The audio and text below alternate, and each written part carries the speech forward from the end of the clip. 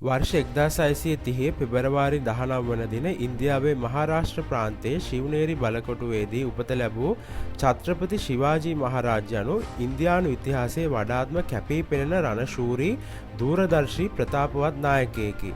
ඉන්දියාවේ එතෙක් පැවති මූගල් අධිරාජ්‍යයට එරෙහිව තීරණාත්මක කාර්යභාරයක් ඉටු කළ මරාඨා අධිරාජ්‍යයේ ආරම්භය සඳහා පදනම දැනූ නායකයා වන්නේද ඔහුයි.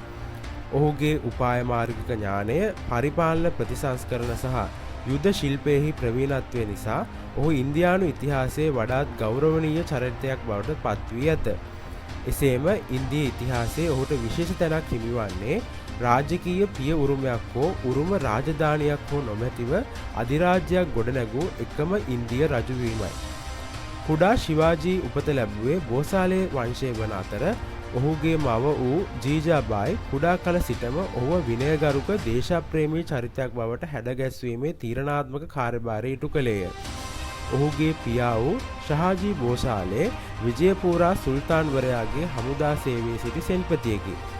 කුඩා කල සිටම ශිවාජී විසින් හින්දු වීර කාව්‍යවල සහ ස්වරාජ්‍ය සංකල්පයෙන් ලැබූ ආభాෂය ඔහුගේ අනාගතය වෙනස් කිරීමට සමත් කරලීය. ජාතිකත්වයේ පිළිබඳ දැඩි හැඟීමකින් සහ තම ජනතාව ආරක්ෂා කිරීමට දැඩි අධිෂ්ඨානයෙන් යුතුව ඔහු බලවත් මූගල් අධිරාජ්‍යයට සහ ප්‍රාදේශීය සුල්තාන්වරුන්ට අභියෝග කිරීමට පටන්ගෙන තිබුණි. ඔහුගේ විශාලතම ශක්තියින්ගෙන් එකක් වූයේ ගරිල්ලා යුදෝපක්‍රම පිළිබඳව ප්‍රවීණත්වය වන අතර එම නිසා ඔහු සාම්ප්‍රදායික නොවන සහ ඉතා ඵලදායී යුදෝපාය මාර්ගිකයෙකු ලෙසද කීර්තියට පත්විය. එම උපාය මාර්ග තුලින් කඳුකර රණභූමි ප්‍රදේශ තම වාසියට යොදා ගනිමින් සිය සතුරන්ට විස්මිත ප්‍රහාර එල්ල කරමින් බලකොටු අල්ලාගෙන සතුරු සැපයුම් දාම කඩාකප්පල් කළේය. වර්ෂ 1645 දී ටෝර්නා බලකොටු අල්ලා ගනිමින් පාලකයෙකු ලෙස ඔහුගේ ගමන ආරම්භ කළේය. වර්ෂ 1674 දී රායගඩ් බලකොටුවේදී ශිවාජීගේ රාජ්‍යාභිෂේකය සිදු වූ අතර ඒ ඉන්දීය ඉතිහාසය තුළ ඓතිහාසික මොහොතක් ලෙස සැලකුණු වී ඇත. එහිදී විධිමත්ව මරාඨා අධිරාජ්‍යය ඔහු විසින් ස්ථාපිත කළ අතර එම රාජාභිෂේකයේදී ඡත්‍රපති යන පදවි නාමය ලබා ගත්තේය. එය හුදෙක් දේශපාලන පියවරක් නොවූ අතර බලවත් මූගලවරුන්ට සහ ඩෙකෑන් සුල්තාන්වරුන්ට එරෙහිව ස්වෛරීත්වය ප්‍රබල ලෙස ප්‍රකාශ කිරීමකි. ඔහුගේ රාජ්‍ය පාලනය යුක්තිය, ආගමික සහජීවනය සහ සියලු ප්‍රජාවන් සඳහා සුබ සාධන යන මූලධර්ම මත පදනම් විය. ඔහුගේ සමකාලීන පාලකයින් මෙන් නොව ශිවාජී යහපාලනය ඉතා හොඳින් අවධාරණය කරමින් පාලනය ගෙන ගියේය. ඔහු විසින් ප්‍රගතිශීලී ප්‍රතිපත්ති රැසක්, හොඳින් සංවිධානය වූ ආදායම් පද්ධතියක් සහ විනයගරුක හමුදාවක් හඳුන්වා දුන්නේය.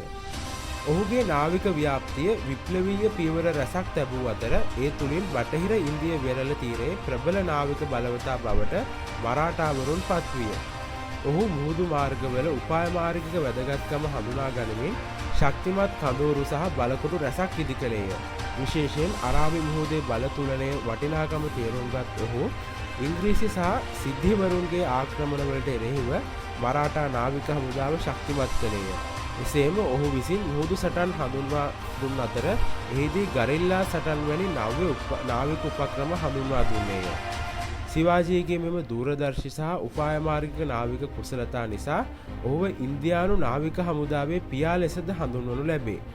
වර්ෂ 1666 දී ඔහු ආග්‍රා නුවරින් පලා යාම ඔහුගේ ජීවිතයේ වඩාත්ම තීරණාත්මක අවස්ථාවකි. මූගල් අධිරාජ්‍යයාගේ ආරාධනාවකට අනුව ආග්‍රා නුවර සංචාරයකදී සිටේදී ශිවාජීව නිවාස අඩස්සියේ තබන ලදී.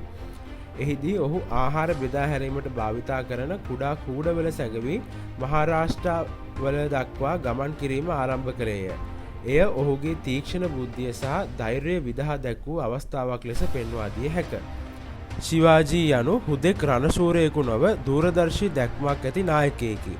සියලු ආගම්වලට ඔහු තුළ තිබූ ගෞරවය, දක්ෂ පරිපාලන හැකියාව, පීඩිත ජනයා නගා සිටුවීමට ගත් උත්සාහය ඔහුව මේ දක්වාම ගෞරවයට පාත්‍ර වන ශ්‍රේෂ්ඨ පාලකයෙකු බවට පත්විය.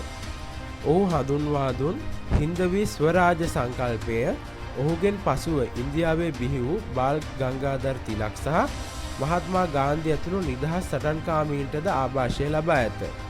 වර්ෂ 1680 දී ඔහු අභාව ප්‍රාප්ත වූයේ අද දක්වාම මිලියන ගණනක් ඉන්දිය ජනතාවට ශ්‍රේෂ්ඨ නායකයෙකුගේ උරුමයක් ඉතිරි කරමිනි. ඉන්දියාව ඔහුව ජාතික වීරයෙකු ලෙස නම් කර ඇති අතර ඔහුගේ ධෛර්යය, ආත්ම විශ්වාසය සහ නායකත්වය පිළිබඳ මූලධර්ම පාසල්වල පවා උගන්වනු ලබයි. ඉන්දියාව පුරා ශිවාජී මහරජගේ නාමය නිර්භීතකමේ සහ යුක්තියේ සංකේතයක් ලෙස සමරන අතර ඔහුගේ ජන්මදිනය යෙදෙන පෙබරවාරි 19 වෙනිදා ඡත්‍රපති ශිවාජී මහරජ ජයන්තිය නමින් සැමරුම් උත්සව සංවිධානය කරයි. මරාඨා ප්‍රජාවන්ට ඔහුව සැමරීම වෙනුවෙන් මහාරාෂ්ට්‍ර ප්‍රාන්තයේ එදින ප්‍රාන්ත රජයේ නිවාඩු දිනයක් ලෙස ප්‍රකාශයට පත් කර ඇති අතර එහිදී සංස්කෘතික පෙරහර, නාට්‍ය, දේශන වැනි කටයුතු සංවිධානය කෙරේ. මෙම සැමරුම් දිනයේදී අලංකාරය පවත්වා ගැනීම සහතික කිරීම සඳහා එදින මත්පැන් විකිණීම තහනම් කිරීමටද මහාරාෂ්ට්‍ර ප්‍රාන්ත රජය විසින් පියවරගෙන ඇත. ස්තුතියි.